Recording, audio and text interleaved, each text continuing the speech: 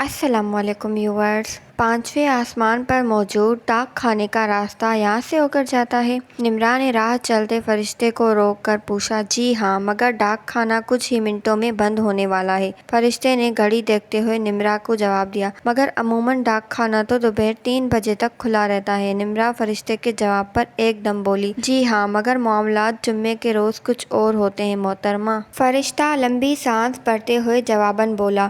घड़ी इस वक्त 12 बजा रही थी और निम्रा अपनी बेइंतहा कोशिशों के बावजूद अभी तीसरे आसमान तक ही पहुंची थी।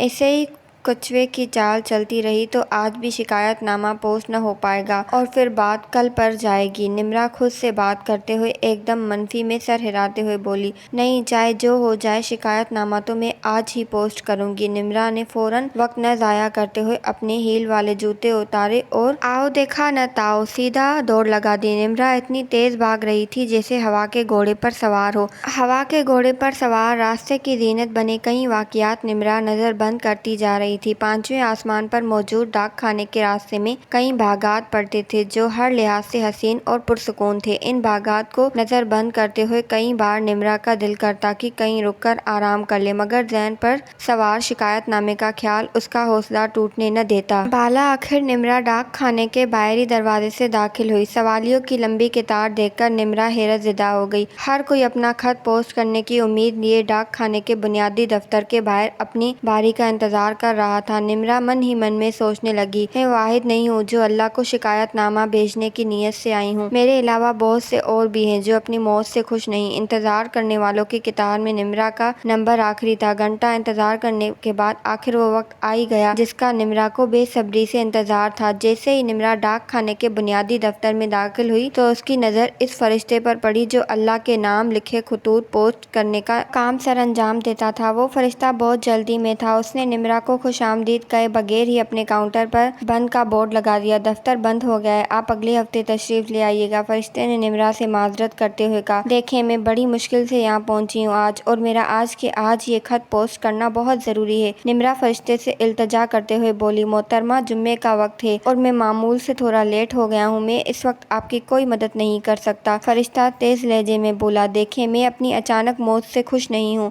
और मुझे अपनी ये शिकायत जल्द अज जल्द अल्लाह तक पहुँचानी है। मेरे बहुत से काम जमीन पर अधूरे पड़े हैं जिनका मुकम्मल होना बहुत ज़रूरी है। निम्रा अपनी बात पर जोर देते हुए फरिश्ते से बोली, प्लीज़ मुझे ये खत पोस्ट करने दें, अल्लाह आपका भला करे। निम्रा की पुरइसरार इल्तजा फरिश्ता ज़्यादा देर तक न कर पाया। वो एक लम्हे के लिए सोच में पड़ गया। मोहतरमा, फरिश्ते ने निम्रा को मुखातिब करके एक लंबी सांस खींची। आप एक काम करें, फरिश्ता बात मुकम्मल करते हुए बोला, आप इस कमरे में मौजूद कॉम्प्लीमेंट बॉक्स में अपना खत इस मोहर के साथ खुद ही डाल दें। मैं थोड़ा जल्दी में हूँ। फरिश्ता अपनी बात मुकम्मल करते ही वहाँ से चला गया। अब उस खाली डाक खाने में निम्रा अपने शिकायतनामे के हमरा तन्हा खड़ी थी। फरिश्ते ने जिस जानिब इशारा किया था वो कमरा बुनियादी ऑफिस के शुमाल में वाक़िए था। निम्रा ने वक्त ज़ाया न करते हुए कमरे की जानिब कदम बढ़ाए। कदम बढ़ाते हुए निम्रा के हाथ अपने बाएं कंधे पर लटके हुए परस से शिकायतनामा निकालने में मसरूफ थे। जैसे ही निम्रा अपने दाएं हाथ में पकड़ा शिकायतनामा लेकर कमरे में दाखिल हुई, उसकी नज़र थोड़ी दूर पड़े कॉम्प्लीमेंट बॉक्स पर पड़ी जो खाली था।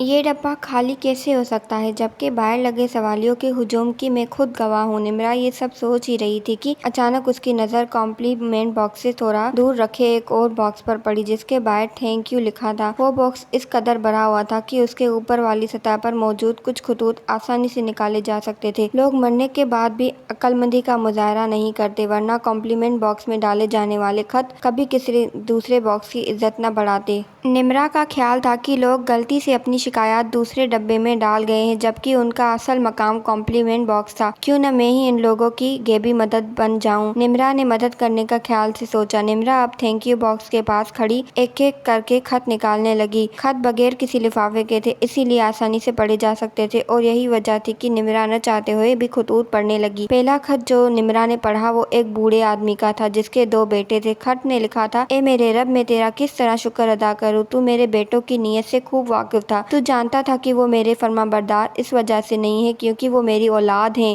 ان کی وفاداری کے پیچھے ان کی مکارانہ ارادے اور ان کی سوتیلی ماں کے نام وہ جائیداد ہے جو میں نے کئی برسوں پہلے اسے نکاح کے وقت دی تھی۔ میرے بیٹے وفاداری کی آڑ میں مجھ سے وہ جائیداد لینا چاہتے تھے۔ ان کا مقصد اپنی دوسری ماں کی تمام تر خدمتیں فراموش کر کے اسے بے گھر کرنا تھا، مگر تو نے ایسا نہ ہونے دیا۔ میری اچانک موت نے میرے بیٹوں کے ناپاک ارادے ناکام کر ڈالے اور نہ چاہتے ہوئے بھی اپنی ماں کی خدمت کرنے پر مجبور ہو گئے۔ بے شک تو تمام علم رکھنے والا کارساز ہے، بے شک موت برحق ہے۔ دوسرا خط لکھنے والی روح ایک جوان بے اولاد عورت کی تھی۔ اس خط میں لکھا تھا: اے میرے رب، میں کس طرح تیرا شکر ادا کروں؟ میں کئی سالوں سے بے اولاد تھی اور اس بات سے بے خبر تھی کہ میرا شوہر کسی دوسری عورت سے ناجائز رشتہ قائم کرنے کا خواہشمند ہے۔ میری بیماری سے ہوئی اچانک موت نے مجھے دنیا کی اذیت بھری زندگی اور میرے شوہر کی بے وفائی دونوں سے نجات دے دی۔ بے شک تو تمام علم رکھنے والا کارساز ہے، بے شک موت برحق ہے۔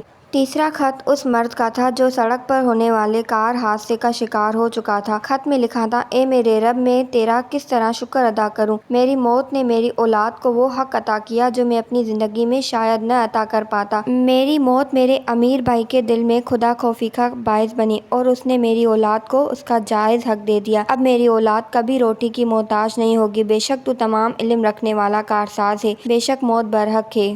اگلا خط اس بچے کا تھا جس نے دنیا میں کل 3 روز گزارے۔ خط میں لکھا تھا: اے میرے رب، میں تیرا کس طرح شکر ادا کروں؟ تو نے مجھے میرے والدین کی بخشش کا وسیلہ بنایا ہے۔ شاید ہی میری زندگی میرے والدین کے حق میں اتنی کارآمد ہو پاتی جتنی میری موت ہے۔ بے شک تو تمام علم رکھنے والا کارساز ہے، بے شک موت برحق ہے۔ آخری خط جو نمرہ نے پڑھا وہ زینب کا تھا۔ خط میں لکھا تھا: اے میرے رب، میں کس طرح تیرا شکر ادا کروں؟ تو نے میری موت روشن کر دیا۔ اے میرے رب، میں تیرا کس طرح شکر ادا کروں کہ تو نے مجھے دنیا کی عدالت کا محتاج نہ رکھا۔ دنیا کی عدالتیں پامال عزتوں کا انصاف کرنے میں ہمیشہ ناکام رہی ہیں، میری عزت تو نے ہمیشہ کے لیے محفوظ کر لی۔ میں شکر گزار ہوں تیری عطا کردہ جنت کی۔ بے شک تو تمام علم رکھنے والا کارساز ہے، بے شک موت برحق ہے۔ جیسے ہی نمرہ نے رب کے نام زینب کا خط پڑھا، اسے اپنا وجود اپنے ہاتھ میں موجود شکایت نامہ جیسا چھوٹا محسوس ہونے لگا۔ محترمہ، آپ ابھی تک یہاں ہیں؟ فرشتے کی اچانک آمد پر نمرہ پریشان ہو گئی۔ ہاں بس وہ میں جا رہی تھی، نمرہ نے گھبرا کر جواب دیا، مگر خط تو آپ نے کمپلیمنٹ باکس میں ڈالا نہیں۔ فرشتے کے سوال پر نمرہ نے اپنا خط اپنی ہتھیلی میں زور سے دبا لیا۔